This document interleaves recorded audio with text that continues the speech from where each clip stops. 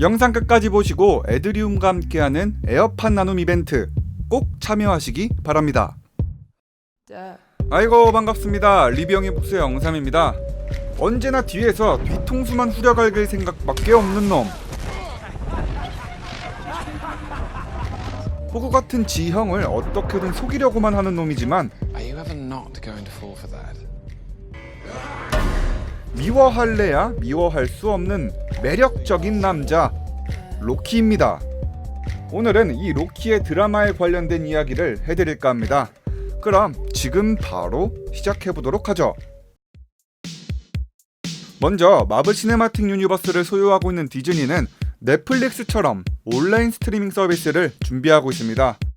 벌써 미국 기준으로 11월 12일 서비스를 시작한다고 예고도 했고, 이와 동시에 넷플릭스에 있던 많은 마블과 디즈니 콘텐츠는 더 이상 갱신하지도 않고 모두 다 디즈니 플러스로 이사갈 예정이죠. 이 디즈니 플러스라는 플랫폼에 앞으로 MCU 세계관의 작품들을 모두 다 독점 제공할 거라고 예정했는데, 비전과 완다, 왓이프 시리즈 등등 수많은 마블 콘텐츠가 디즈니 플러스에 런칭될 예정입니다. 그 중에서 오늘 소개해드릴 로키 드라마가 진짜로 기대되는 점은 MCU를 이끄는 케빈 파이기가 직접 제작에 참여한다는 점이죠.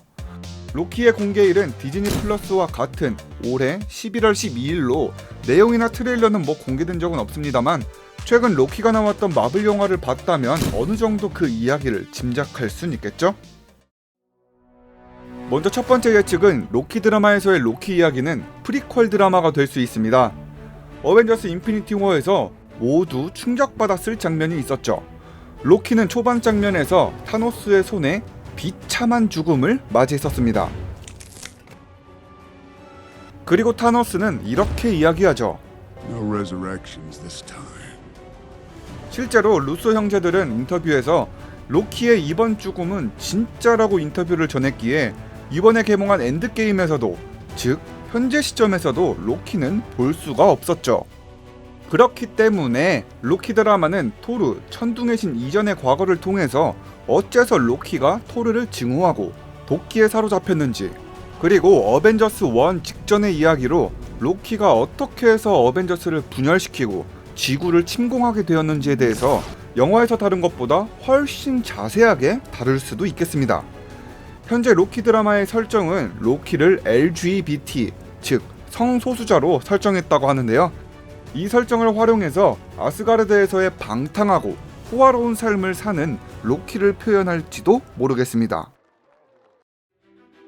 다음으로 두 번째 예측은 아예 새로운 타임라인을 구축하는 겁니다.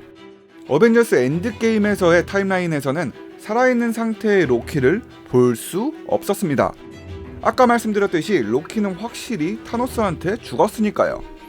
그런데 어벤져스 엔드게임에서 등장한 로키는 과거 시점의 로키, 2013년 토르 다크월드와 2012년 어벤져스의 뉴욕 침공 시점 때의 로키였습니다. 토르와 로켓이 다크월드 시점으로 시간여행을 했을 때 아주 잠깐 로키를 봤었죠. 이 장면에서는 로키가 아스가르드 감옥에 잡혀서 누워 있었습니다. 네, 이 장면을 써서 토르와 로켓이 저기 있는 창문을 지나갔었죠. 다음 장면은 2012년 어벤져스 1편 뉴욕 침공 때의 일이 마무리돼가는 시점이었습니다. 딱 이 장면이었죠. If it's all the same to you, I'll have that drink now. 이후에 기존의 타임라인에서는 어벤져스한테 붙잡힌 로키는 토르와 함께 테서렉트를 들고 아스가르드로 갔었죠.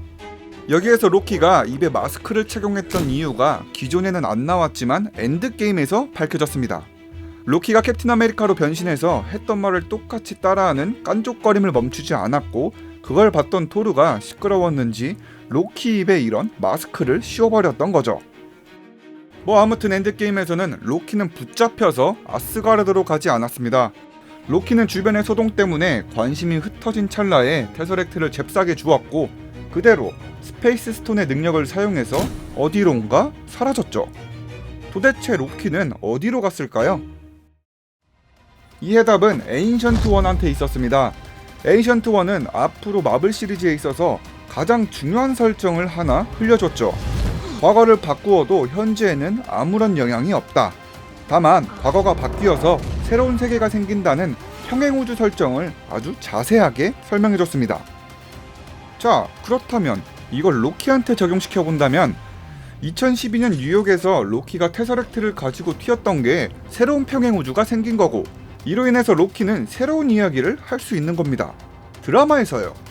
새로운 평행우주가 생겼으니까 로키는 당연히 아스가르드로 잡혀가지도 않았을 거고, 더군다나 다크월드에서처럼 감옥에 갇혀있지도 않았을 거고, 심지어는 인피니티 워에서 타노스한테 죽음을 당하지도 않을 겁니다. 완전히 새로운 스토리라인을 새로 써내려갈 수가 있는 거죠. 자, 그렇다면 캡틴 아메리카가 다시 인피니티 스톤들을 모두 모아서 정확한 시간에 스톤들을 제자리에 갖다 놨으면 이런 평행우주가 안 생겼을 수도 있는 거 아니냐 하실 수도 있는데, 아이언맨과 캡틴 아메리카는 2012년 뉴욕 사태에서 테서렉트를 얻는 걸 실패하고 나서 1970년 쉴드 본부로 가서 테서렉트를 가져왔습니다. 캡틴이 테서렉트를 다시 갖다 놓은 데는 1970년 쉴드 본부라는 거죠.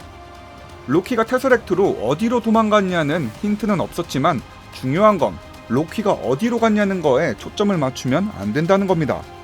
과거가 바뀌어서 현재는 아무런 영향은 없지만 새로운 평행우주가 생겼다는 것에 초점을 맞춰야 되는 거죠. 엔드게임에서 어벤져스가 시간여행을 갔다가 생긴 유일한 실수가 로키가 테서렉트를 가지고 사라진 거니까 아마도 드라마를 찍기 위한 떡밥으론 가장 높은 가능성이 있는 것 같습니다. 이렇게 해서 오늘의 영상 로키 드라마에 대한 떡밥과 디즈니 플러스에 대한 내용이었습니다. 마지막까지 영상 봐주신 우리 구독자들, 엉덩이들을 위해서 디지털 공모전 플랫폼 에드리움과 함께하는 에어팟 나눔 이벤트를 진행하겠습니다. 이벤트 참여 방법은 아주 간단합니다. 리뷰형의 복수 채널 구독과 좋아요 누른 다음에 로키는 과연 어디로 갔을까에 대해서 이메일 주소와 함께 남겨주시면 됩니다. 그럼 그 중에서 무작위로 2명을 선정해서 에어팟2 두 분에게 보내드리겠습니다. 추가적으로 지금 리뷰형의 채널에서는 멸리레를 든 캡틴이란 주제로 아이패드 나눔 이벤트를 진행 중이니까요. 리뷰형의 채널에 가셔서 영상 보시고 구독 누른 다음에 이벤트 중복 참여하시기 바라겠습니다. 준비된 이벤트가 이게 끝이냐고요? 아니죠.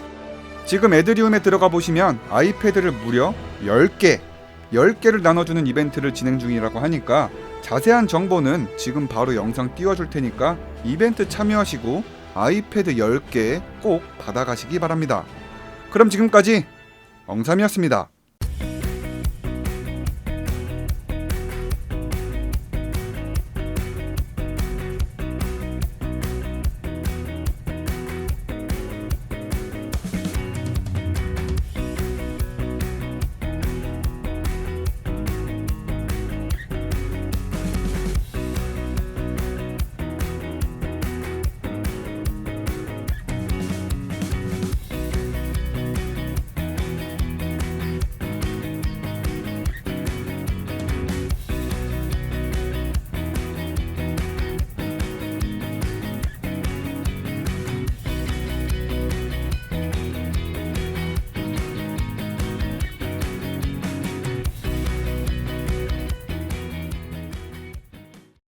마블하면 B맨, B맨하면 마블이죠. 지금 B맨 채널에서는 어벤져스 엔드게임이 남긴 이문점을 총정리하셨다고 하니까 꼭 시청하시기 바라겠습니다.